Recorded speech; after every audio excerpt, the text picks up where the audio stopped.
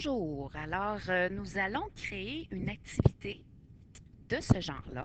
On va demander aux élèves de déplacer le point bleu pour qu'ils se retrouvent sur la droite et ensuite, ben, qu'ils viennent placer des coordonnées possibles. Alors, pour ça, ben, j'aurai besoin certainement de la page graphique, certainement de la page table de valeur et aussi de la page notes. Alors, ça, c'est la production. Maintenant, voyons comment on peut faire ce genre de questions-là. Alors, j'ai une nouvelle activité que je l'appelle point sur une droite. J'aurai besoin donc du graphique. J'aurai besoin de notes pour poser ma question. Puis là, ma question, je vais juste aller dans mon cas, là, la copier. Là. Alors, on a ici, ça c'est la question que je vais demander. Je viens écrire ma question ici, déplace le point bleu pour ensuite place sur une table de valeur. Ça, c'est ma question. Maintenant, ben, je dois tracer cette droite-là. J'ai choisi la droite y est égale à 2x plus 3. Par défaut, il est rouge, mais on peut changer la couleur en pesant longtemps sur le point de couleur pour la changer. Moi, je la laisse rouge comme ça. Ensuite, on a dit un point bleu. Bien, mon point bleu, il est général. Je vais écrire x1, y1.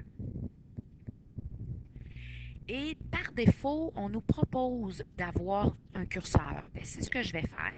Alors, il va y avoir le curseur XY. Je vais par contre proposer qu'on ait de moins 10, disons, à 10. Et la même chose, supposons là, pour le Y de moins 10, pour le oui, Y de moins 10 à 10. Ben oui, j'ai oublié de mettre les bons. Un bon de 1. Tiens, un autre ici, un bon de 1. Tiens, c'est un exemple. Si je vais avoir des nombres entiers, là, c'est comme on veut. Alors, le point, il se trouve à être ici. Fait qu'on veut aller le placer, on veut que l'élève puisse le placer sur la droite. Fait que moi, je sais que j'ai mis de moins 10 à 10, fait que je pourrais peut-être mettre ça, tiens, comme ça ici. C'est une proposition. Alors, c'est à vous de voir par la suite. Alors, ça va.